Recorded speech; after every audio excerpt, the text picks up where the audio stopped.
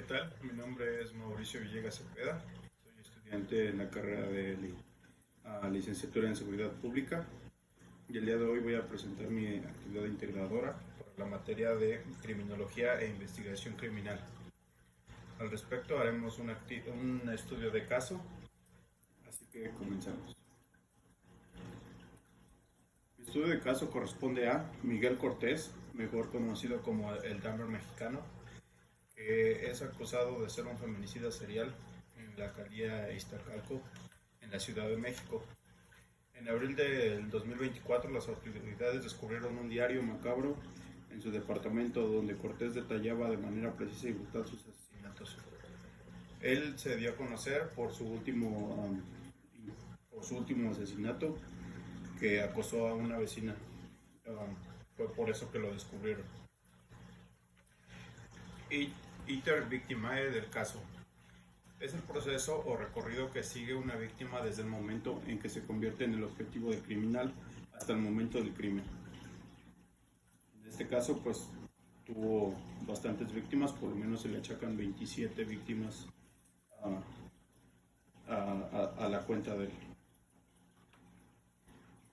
Y comienza de esta manera: selección de la víctima. Las víctimas de Miguel Cortés eran mujeres posiblemente en situaciones vulnerables, aunque los detalles específicos de cómo las elegían no están completamente claros en las fuentes disponibles. El encuentro criminal, que quiere decir que Cortés probablemente contactaba o atraía a sus víctimas a su hogar, lo cual podría haber implicado algún tipo de engaño o manipulación. El estado de vulnerabilidad. Las mujeres, ya en su casa o en su poder, caían bajo su control. Desarrollo del crimen. En este punto, Cortés cometía los feminicidios detallando sus crímenes en su diario. Y el postcrimen. Quiere decir que después de los asesinatos, él desechaba las pruebas o se deshacía de los cuerpos de las víctimas de forma parcial, aunque los detalles específicos de su manejo postcrimen aún son objetos de investigación.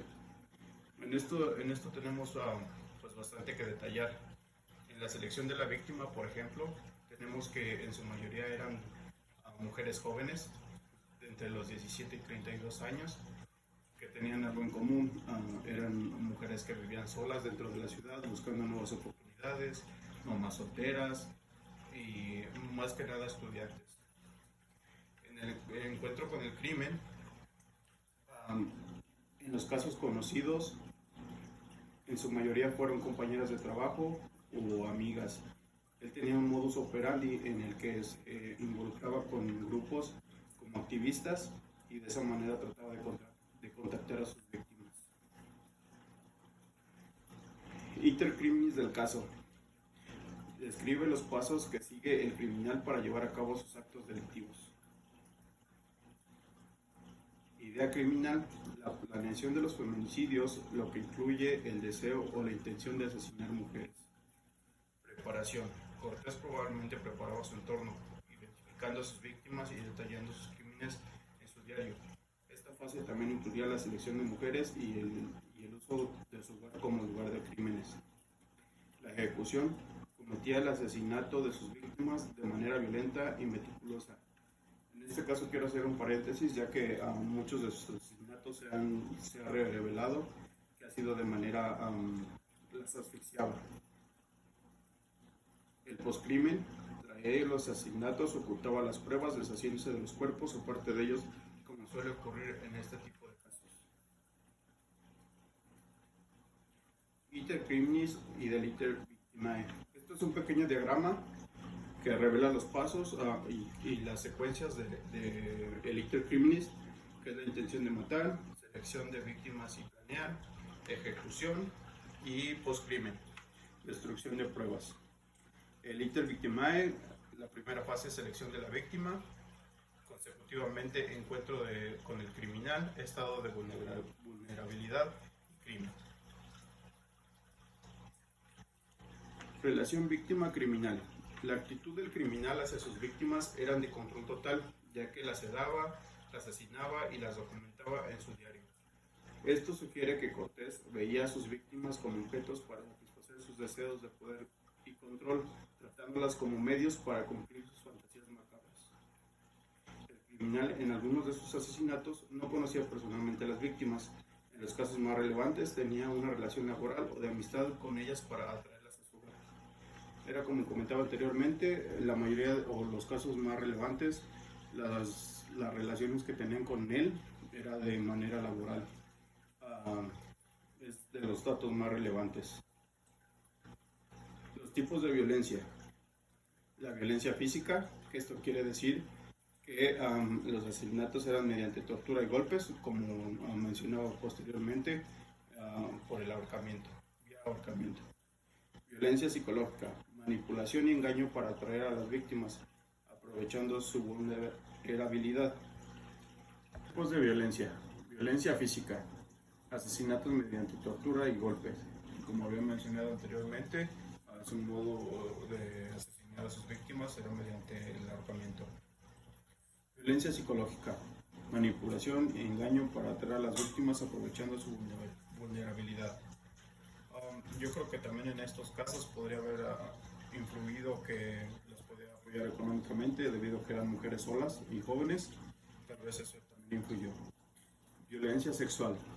Aunque no se detalla en la fuente, la violencia sexual es una posibilidad común en los feminicidios seriales, como en muchos de los casos de asesinos. En este caso, en su última víctima, la procedió a violarla y después asesinarla. La violencia de género. El hecho de que Cortés seleccionara específicamente a mujeres y cometiera feminicidios indica que la violencia fue motivada por el odio y desprecio hacia ellas. En este caso yo difiero un poco con la violencia de género, ya que pienso que su selección de víctimas es más debido a sus características físicas y de vulnerabilidad, más que por ser una cuestión de género. Modus operandi. Selección de víctimas vulnerables. Aunque no hay detalles específicos, parece que sus víctimas eran mujeres en situaciones vulnerables o de fácil acceso, como habíamos mencionado. Engaño. Cortés podría haber atraído a las mujeres a su hogar bajo promesas o engaños. El uso de su casa como lugar de los crímenes. La casa de Cortés fue el lugar donde cometió los feminicidios y donde se encontró el diario con los detalles criminales. Cabe recalcar y destacar que en su casa se encontraron restos óseos de por lo menos 4 de sus víctimas.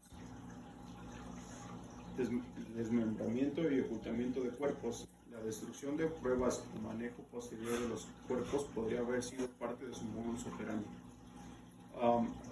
En la información que encontramos también dice que guardaba algunos de los objetos personales de las víctimas, detallaba en su diario conversaciones, el tipo de ropa que llevaba la última vez y lo detallaba muy bien en su diario.